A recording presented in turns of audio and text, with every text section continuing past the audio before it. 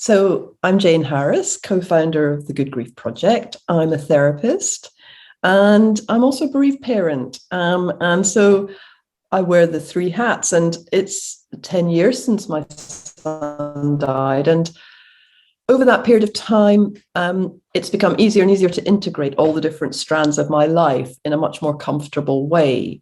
But I suppose to go back earlier, it would be important to say that until Josh died, my life had kind of bumped along, and I had lots of ups and downs, lots of difficult stuff, lots of joyous stuff. When Josh died in 2011, my life kind of changed in the blink of an eye. And I began to walk a different path, which you do after trauma.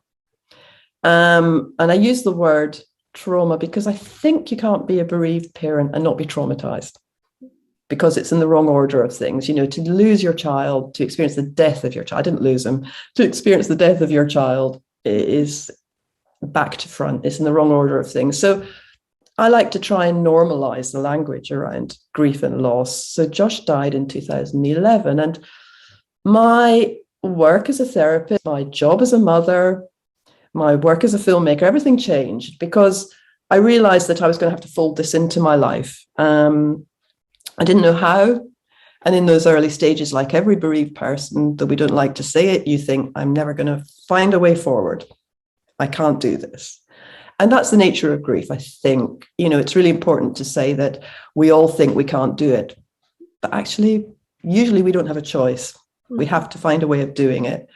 And so out of that, I guess, films were born, projects were born, photography was born. Jimmy, my partner, my husband, Josh's dad, is a photographer. And we'd met at film school way back, years and years ago. We'd always made films together. And the first realization was that we were going to have to carry on doing what we'd always done.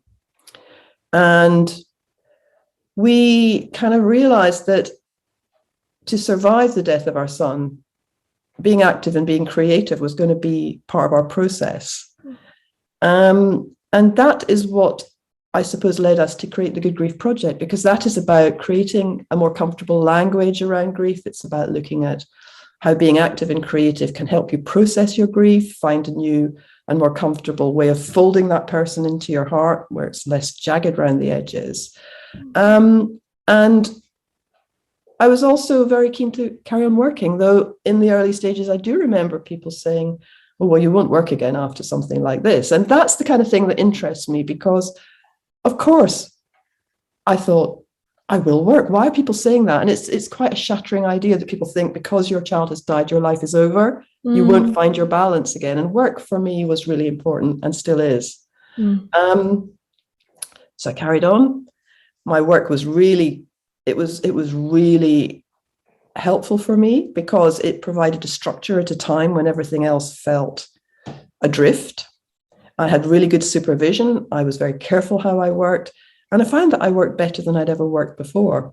I also found it more exhausting. So I had to really pace myself. But it deepened my process and it deepened my understanding because I suppose it's not rocket science, but when you experience the death of your child, it's something around the theory isn't quite enough. From the inside out, to begin with, there are no words. And slowly you find the words and you integrate that into your toolkit as on a personal and professional level. So I think my practice deepened. It became much more sort of rounded. And I found that I was able to work with discomfort even more effectively than before. Because you'll know this, but the important part of being a therapist is you have to work with discomfort. We're not here to fix stuff that isn't for mending. We're here to help people process or internalize and make sense of, but we can't fix it. And so I think this fueled us both, myself and Jimmy, to set up the Good Grief Project because we noticed early on everybody wanted us to be over it. They wanted us to find closure. They wanted us to be who we were. And we slowly realized none of those things were going to happen. We didn't want closure. We wanted openings. We didn't want to be over it. We wanted to carry Josh with us. We wanted to know about continuing bonds. We wanted to be creative. We wanted to look at photographs and we wanted to work through the trauma. And I guess that's kind of what the work we do, what the films we do are all about. We try and do it in a creative way that is hopeful, that helps people feel less alone and less isolated, because I felt, and I know Jimmy did, in the early stages of our grief, that we were very alone because we represent everyone's worst nightmare. When your child died, it's like, whoa, you know, yeah. And that's a lonely place to be. So much of what you're saying resonates not just with me in so many dimensions, but also with some of the things that I'd observed in the film, including when it's something said very near the end of the film by Eric Tischler, also a photographer, about discomfort. But we'll get to that in a moment. You probably remember the bit in the film, but the film, I hadn't known before about the original Ruth Circles' original project, shortly after 9/11, when she had set up this video box in the aftermath of the attacks. And the way she situated that project was, it's very focused on people having complete freedom, within the solitude of that box, to tell their own stories in their own way, because she said she felt that there was damage when people were prevented from being able to tell their own stories in their own words. And she wanted to make a space for that to happen, however complicated or different or diverse or whatever. And the people controlled the recording, they controlled the start and the end of the story. And of course, hundreds of people with all sorts of different relationships to the attack and that tragedy came to tell their stories. And so this resonates for me with what you were just saying about the kind of impositions that people and their language and their expectations brought to your loss, that they kind of tried to impose a particular kind of narrative for you, which wasn't your narrative. And you and Jimmy found the strength to sort of say, hey, no, we want openings, not closures. We want to and that's not necessarily a strength that all people have. I think that the beauty of this film is that it provides a really therapeutic container that is safe. It's like what I was saying earlier, you're not trying to make it okay for other people when you're in that box. But in the world, we wear a mask. We're constantly trying to make it okay. I can remember an instance where I went back to London not long after Josh had died, and I was walking in the street and someone said to me, they didn't know Josh had died. They said, how's Josh? And I said, fine. And I did that not because I was protecting myself, but I could not bear to pick someone else up off the floor. Yeah. I couldn't bear to deal with their pain. I felt terrible about that. And I didn't ever have to do that again. But I think the thing about creating a safe space, a box, a therapeutic environment, is that people can say it how it is without having to look into the eyes of someone else and think, are they scared? Are they going to run away from me? Are they going to faint? And that comes across beautifully. Yeah. And it was clearly so therapeutic. And I know that when we made A Love That Never Dies, our film, our road trip across America, people were so delighted to be interviewed by us as soon as they knew we were bereaved parents, because they knew that we would honor them. We wouldn't, if you like, exploit their truth, but they knew we knew how to listen. Now, in that box, it's the same thing. You have the freedom to communicate in a way that you probably never have done since the death of your loved one, whether it be child, partner, colleague. It doesn't matter. Every bereavement is, we don't want to get into a pecking order of pain. Every bereavement, every loss is significant. And people often tend to think, well, she's a bereaved parent, it's got to be a lot worse. I can't talk about my dad or my mom who died at 80 or 70. And that doesn't help anyone. Yeah, all these sort of adjustments, sort of making assumptions about it. There were only a couple of occasions in the across the sweep of the film where there was somebody else. There was more than one person in a box. One notably a young mother with a toddler on her lap, who then reappears many years later in when the second box is set up, with the adult daughter by her side. There's a couple of occasions where people have a partner with them, oftentimes a silent person next to them, but there's this presence there. But for the most part, it's people viewed from waist up or chest up, very close up on their faces.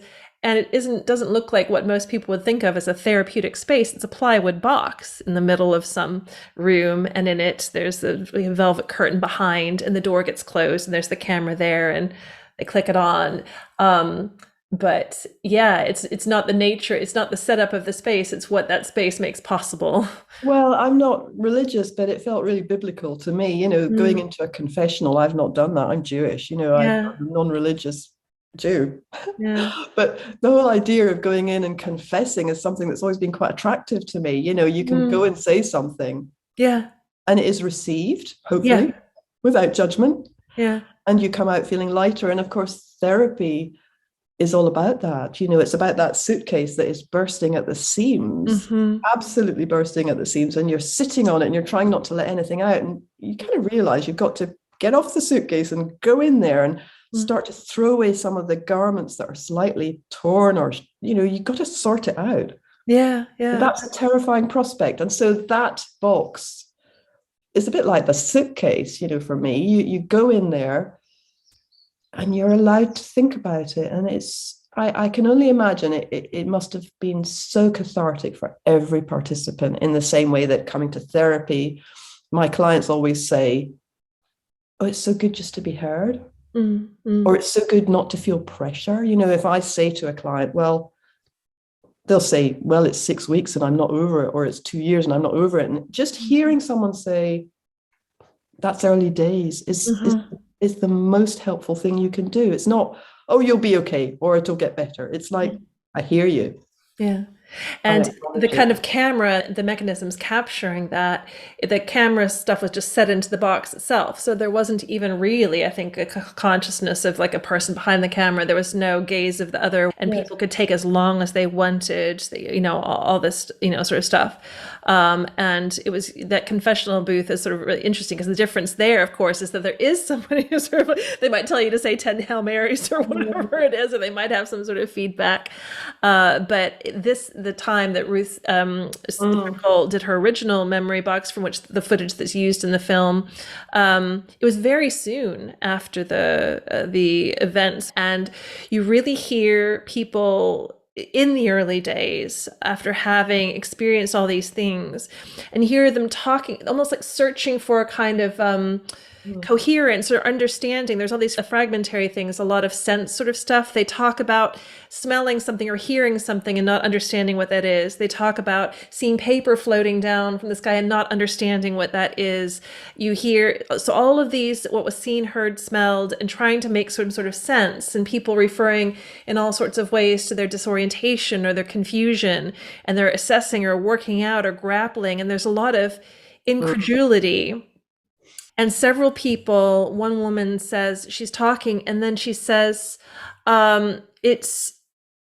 she says, oh, it's just too much for me to think about. And then she turns the camera off. Yeah. And then Donald Byrd, the choreographer who created this incredible dance piece that was rooted in what he observed at the Towers, also says, oh, it's just too much. And someone else says, it was beyond my mentality. You hear people really sort of grappling.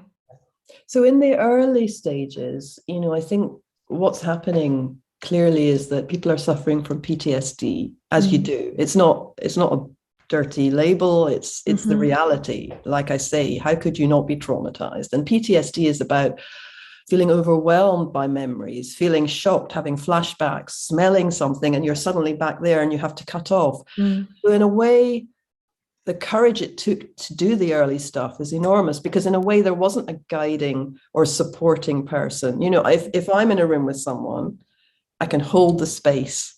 And I know that when we've given people as filmmakers cameras just to do a video diary, that's really hard. It's actually harder than sitting looking at someone as we are now, and I'm holding the space or you're holding the space. So the PTSD, I mean, that's pretty traumatic stuff, actually. It's almost too much. I can see that for a lot of people it would be too much and they switch off the camera. Whereas if you're in a room with someone else, in a way you can okay, let's just stop there. Mm-hmm. Let's just hold that thought and maybe come back to it. Mm-hmm. Mm-hmm. So it's a lonely place in the early stages of the process. Yeah. What courage it took, but yet it's the beginning of a cathartic journey which creates hope when all hope has been lost. Mm-hmm. So when I'm saying that most bereaved people, and I know I felt it myself, think we can't go on. My child's died. There is no future for me. I've lost my role as a mother, as a parent. Yeah. My siblings. What? You know, you've got to find a way of navigating that. Yeah. You've got to steady yourself. And with traumatic death or sudden death, which was our experience and was the experience for everyone in the towers, it's even more traumatic because there's no period of time to anticipate that person's death. Yeah. There's no way of saying goodbye. And that, of course, is what the film represents too. Maybe it's a way of saying goodbye or saying hello again, which we talk about a lot. We learned just from speaking to people that, you have to learn how to bring the person back into your world again. Yeah. One of the people that sat down in the booth in the days in the sort of the first booth after the attack was a photographer called Flo Fox who took pictures of what she called the birth of the building, the construction of the building, and some of her well-known photographs are taken from the top, these really strong vertical kind of lines. And then what Bjorn does in the film, these photographs, they're juxtaposed with some of the footage of those same structures, those same lines that you had seen in Flo's 1970s photographs, but they're all tilted or they're askew and they're tipping over, like the whole world's gone sideways. Yeah. And you hear people in the box saying things about that suddenness and saying things like, but they were just going to work like I was going to work, or other things that speak to the unanticipated, almost unprocessable, indigestible. It's too much. It's too much to process. It's unfathomable, and I think survivor guilt, of course, plays a big part in that. People who survive who feel awful about that. I mean, bearing witness to people jumping. Yeah, there was a woman who called Jojo, specifically referred to her survivor guilt. She was a woman who had this amazing head of hair, very sort of glamorous, and she had it again, like in the later, because she reappeared in the later videos, and she was one of the people who escaped and was talking about that. And during the time that she's talking about her escape down the stairwell, there's all of these photographs of the stairwell, and all of those photographs they're like blurred and they're fragmentary, and there's just these little pieces and these little impressions, and it just, this kind of fracturing or kind of like is really incredibly captured in that segment talking about her escape from the stairwell with those images. Yes. Really capturing how kind of fractured and impressionistic and strange it felt. Well, in a way, you're absolutely right. The thing is that I suppose films, and we work with film because it's a way of honoring people, and that's clearly what this film does. It honors people, and it, time frames don't help. Being prescriptive about, well, come on, it's all those years ago, you must have found closure now. It's like a slap in the face to anyone who's grieving. And I feel that at a personal level when people say, you're over it now, you're your old self. And I'm able to say very calmly, I'll never be over it. I'm okay with that. Yeah. I'm my new self and I'm fine with that. Yeah. And what I'm kind of saying is, you have to decide if you're okay with who I am now. You have to decide if that's comfortable enough for you, your choice. And I can now, with the benefit of hindsight, push it back, push the projection back towards the person to say, you own that. Don't project that onto me anymore. Yeah. And I'm not being angry. I was angry in the early stages. We both were, because we both felt so frustrated. I'm sure everyone who experienced the death of a loved one in 9/11 feels that too. But there comes a point when you've got to just accept and find hope and move forward, own your own place with it, but not absorb the projections. Yes. So I've stopped making it okay for other people now. I don't I don't make it uncomfortable for people, but I will hand it back and say, oh, maybe you're uncomfortable with that. I'm sorry about that. Or, Yeah. you know, Yeah. we need to, I think one of the motivations for us of setting up the Good Grief Project is that we want people to, and I'm sure the filmmakers of this film feel the same thing, we want people to be a little bit more able to step up to their own responsibility to deal with death. Yeah. And, stop doing this sort of sideways step, which is so difficult and so lonely. And I don't feel damaged by that anymore. But in the early stages of my grief, I felt so alone. I thought, why can't someone just sit with me instead of telling me, well, everything happens for a reason, or maybe they're in a better place, or Josh will be, he's probably having a lovely time in heaven. Really? And I'm sure I understand this is what I'm saying. I know why people do that. I know why I would have done it in my earlier life, in my previous life. I don't want people to suffer the pain I'm suffering. I don't want people to worry. I want to make it comfortable, but that doesn't help anyone. And so this film, in a way, is saying, that's how it was back then. This is how it is now. It will always hurt. There is no sell-by date to grief. There is no expiry date. I will grieve for my son for as long as I live. And I'm okay with that, because my grief and every person's grief in that film is based on love, because you grieve. I mean, it's almost a cliche, but the amount you grieve is the amount you love. The amount you love is what grief is. Yeah. So you never stop loving that person. At least as I've never stopped. I will never stop loving my son, and no parent ever does. But that's the generalization I think that we can make. And it's okay to carry on feeling those feelings and to fold them in more comfortably. And that the film does, I think, captures that beautifully. I the agree. Rawness of it 10 years on, 20 years on, the rawness of a smell, or, I mean, because of what's happening in Ukraine, I was really tearful this morning. And I found myself thinking about Josh. Yeah.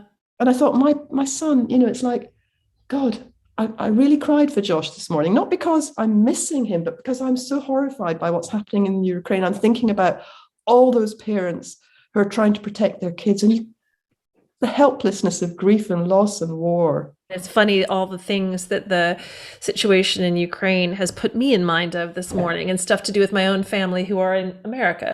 Those connections that get made. And of course, some of the people who were in the booth, not all of the people in the booth were in the memory box were bereaved, but some of them had been traumatized by being there and fearing for their own deaths. And there was the one young woman who had the baby on her lap. She said that as she thought she was going to die, she was thinking, I'm sorry that for the things that I never got to work on. I'm sorry that I won't see my baby. And this baby is actually the baby that she was pregnant with, was the baby that was sitting on her lap.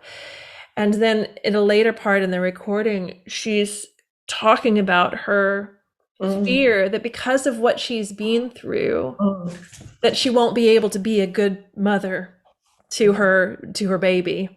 And you see the trauma, and you just see there's a flatness and a trauma that's there, that when you see the footage of her 20 years on, when she's with her grown-up daughter,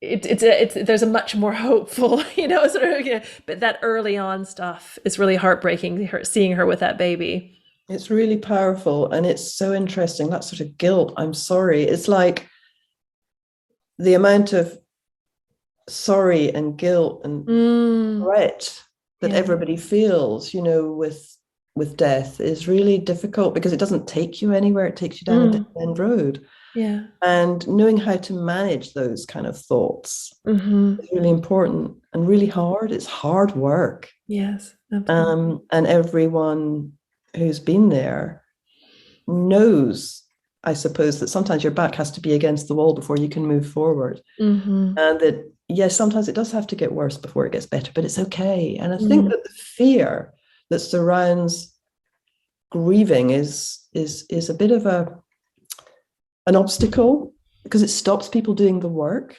Yeah. And I really believe firmly that grief is hard work. It's the hardest, most exhausting work you can do. But odd as it sounds, I think it's the most rewarding.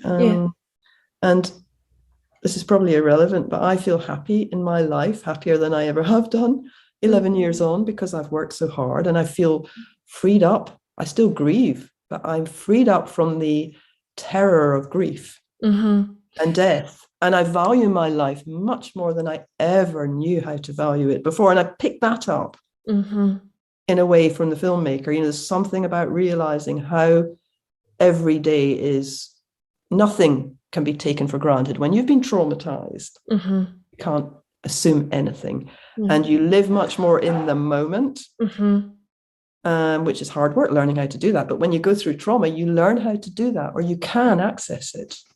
And the people in the film, the people who speak, they are doing all sorts of different kinds of work, both in the immediacy of the aftermath, and then later on you hear about it. So I'm thinking, for example, about when the staff sergeant who was at the Pentagon said, right then I realized how important serving my country is. She found new meaning in serving, you know, her country. Somebody else is helping at the site of one of the attacks, and somebody asks him what he's doing there, and he said, I'm an American, I have to do this. And he becomes very emotional at this. And then there's another woman who's involved in taking refreshments and food and everything to the workers. And then I absolutely love the account of the choreographer Donald Byrd, who had the trauma of seeing people falling, and talked about what that was like to see people who weren't struggling, but who held on to each other and leaned into it. They made that choice. He took that incredible pain and trauma there must have involved in seeing something like that,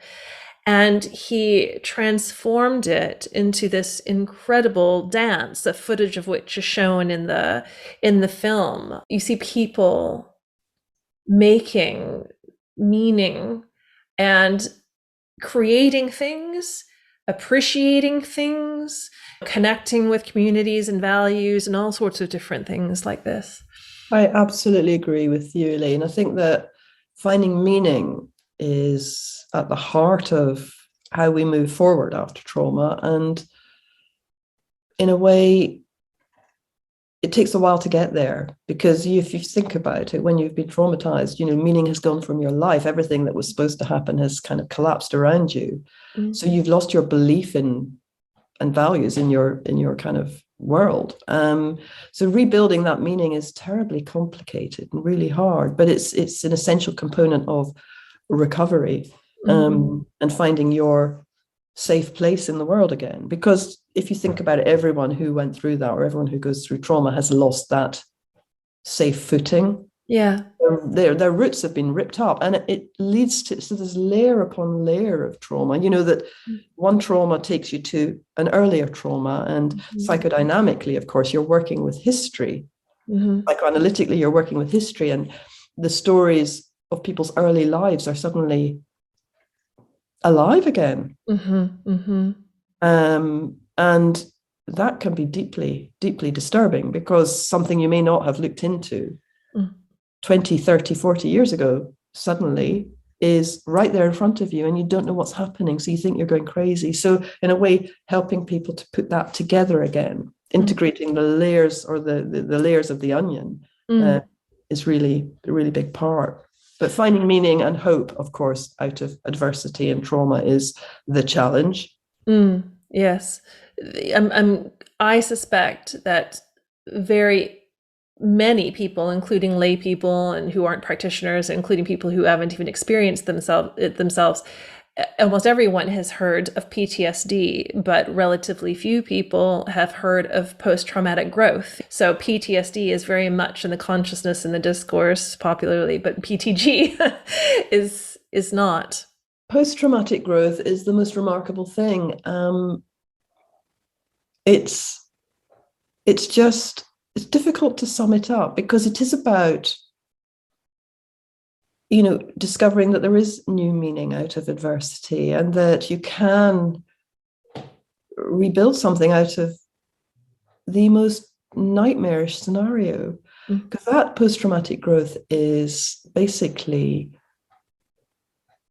I suppose, it's where your insights lie. It's where your value of life lies. You know, I mean, so personally, my post-traumatic growth has brought me to a place where I value each minute more than I ever did before. But I would never have believed that, after Josh died, if someone had said that to me, oh, don't worry, eventually you'll value life. I'd say, oh, please just leave me alone.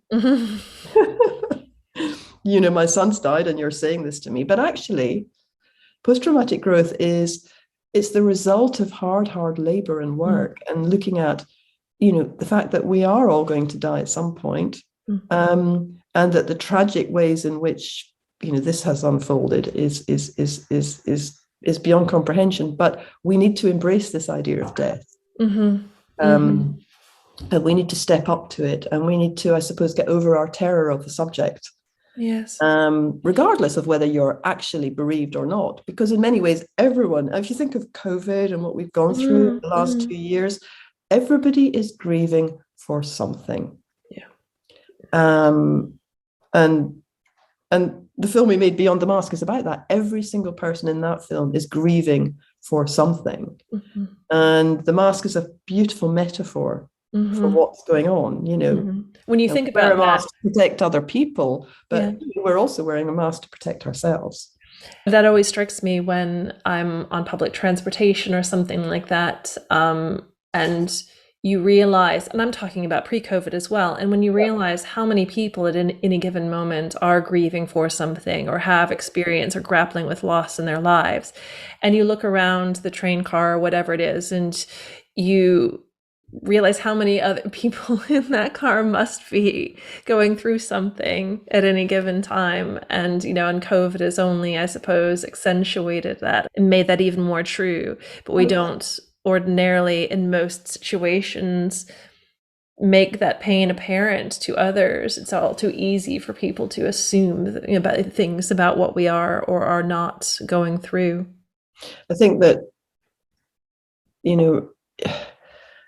the thing about COVID and the thing about 9/11 and the thing about my own experience of death is that, for so many people, there was never the opportunity to say goodbye. And for a lot of COVID deaths, people didn't get up close when they just couldn't do what they would have done. Yeah. And so you have to create rituals, you have to create ways of doing that. And I think that it's really important that films like this and projects like Beyond the Mask and Love That Never Dies, they're all about creating rituals that allow you to say goodbye in your own way. Yeah. And it doesn't matter if it's 1 year after, 10 years after, 20 years after. In fact, we need to take the pressure off people. So many people say, I feel so terrible. My son died and I haven't managed to, we can't decide on his headstone.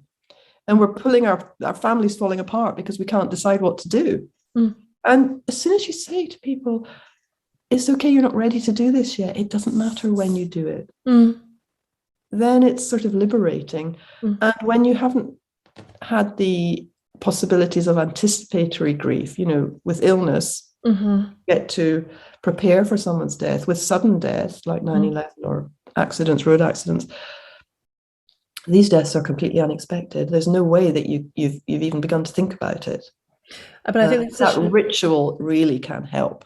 And that's such an important point that you're making about no matter what the circumstances of the death or no matter what happened, that rituals can still be created at any time. So it's not as though if a death happened in a particular way, or, for example, you weren't able to say goodbye, that those facts somehow condemn you to a certain way of experiencing things. Like you don't have any.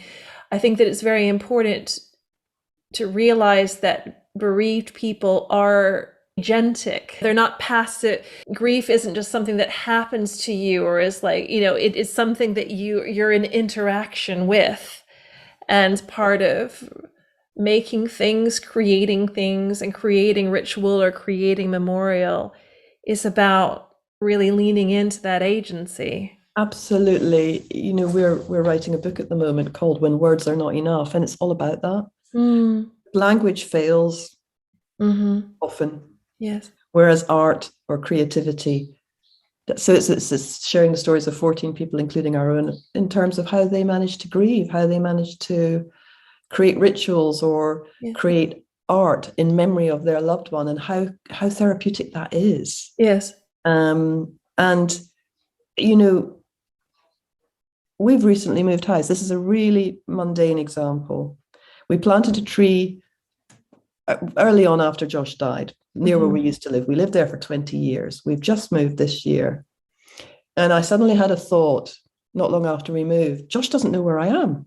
And I thought, hang on, Jane, come on, pull yourself together. But actually, he doesn't know where we are. And I thought, okay, just let that lie. And then I had the opportunity of planting a tree in the community orchard in this village that we've moved to. And planting that tree in that orchard was so therapeutic, and it was a really happy moment. And that tree, we just put a few of his ashes under the tree, and it felt just so grounding, rooting, placing something. Now, you could say, well, that's crazy. This is a crazy woman here. What, you know, she thinks Josh doesn't know where she is. But any ritual that enables you to kind of place yourself more firmly wherever you end up, wherever you live, is so healing and cathartic. And now I can wander down to that tree and think, this is my new home. How lovely is that? That's fantastic. It's very special. That's really special. And I guess that, you know, memorials and, you know, anniversaries of events like, you know, 9/11 are really important, that you know, it's really good to pull out the stops. It's really good to remember 10 years, 20 years. It doesn't matter. Yeah, absolutely. People need permission. Yeah. And that film represents that. It gives permission, and it normalizes stuff that people think represent bad grief, when actually it represents good grief. And when reconnecting, and the fact that the film reconnects with many of the individuals that were shown in the original memory box, I think it's 20 years on, isn't it? That feels really meaningful, because you get to see these people as not frozen in time, not frozen at that moment in what they're experiencing or at that particular point in their grieving and their loss. But you hear this, the end of the film is absolutely full of vitality and meaning and joy, really, in a way that really does give a lot of hope. And one of the things that that moved me a lot, they reconnected with the young Orthodox Jewish man, Eric Tischler. He'd had this interaction with somebody, with Jojo, I think, actually, who'd escaped from the tower, and she was sitting on the curbside. The film, Bjorn had chosen to show a clip of a reporter who was absolutely clean. His equipment was clean, his clothes were clean, his skin was clean, and there were all of these people covered in ash coming towards them, and he was thrusting the microphone in their faces, not saying, tell me your story, but like, tell me, what did you see? What did you see? And it was this incredibly, imposition, this insensitive kind of thing that was sort of wanting to co-opt, as witnesses, and here these people were traumatized. But then next, after that, Eric describes Jojo sitting on the curb, and he approaches her and offers help and says, you can come to my parents' home and you can get cleaned up if you need to call your loved ones, if your loved ones don't know where. And she doesn't answer. She can't answer. But before he leaves, I guess because he's a photographer, he took a picture, which he had conflicted feelings about. Yes. But then Jojo saw this picture in an exhibit of photographs in New York about all the pictures taken on that day. She said it was this really transformative, moving kind of thing, and quite contrary to Eric's impression that he'd have been of no help to her. She had been incredibly moved that he had done that, even though she wasn't able to respond in that moment. His care and his presence had meant a lot to her, even though she couldn't show it. So there's so many dimensions about that particular segment of the film that really touched me. Well, photography has the capacity to, photographs, it enables so much recovery, and it's at the heart of the work we do with the Good Grief Project. Photography is everything. Because within a photograph, you can actually move forward. You think you can't. A photograph isn't necessarily of the past. It can be of the future, and it can bring hope. And, when we run our creative and active grief retreats, we use photography as a way of illustrating the importance of continuing bonds, and that people turn up and they don't want to share their photos and they won't even let you see. And by the end, they've created a new photograph, which is based in the present, which they carry forward. And you can carry that forward in a way that is very healing and very therapeutic in the context of continuing the bond with the person who's no longer here. And it gives you permission, I suppose, to be active in that taking of the photograph. And what you do with that photograph. So re-photographing a photograph 20 years on and thinking, I'm holding that photograph now and I'm illustrating that I've survived and that I'm growing and I'm changing and that I've lived to tell the tale.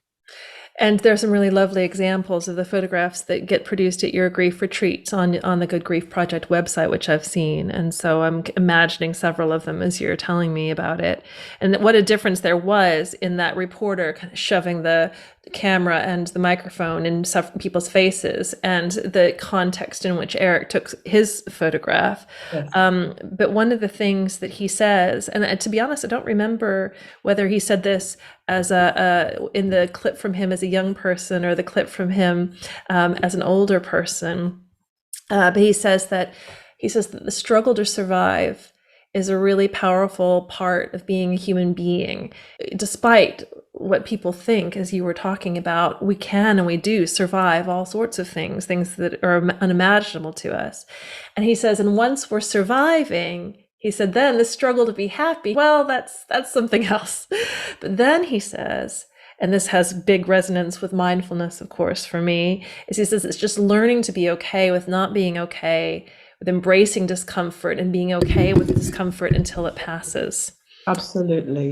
Which was a brilliant thing to sit with towards the end of the film. I think that's the greatest gift that you can give anyone who's grieving or suffering, or to be able to sit alongside silently and tolerate the discomfort is huge. And I longed for that in the early stages of my grief. Yes, I can do that as a therapist. I've been trained to do that as a therapist. I know it's important, and I do it even better than I ever did before. I had to go back into therapy to get that space because people didn't know how to do it. Yes.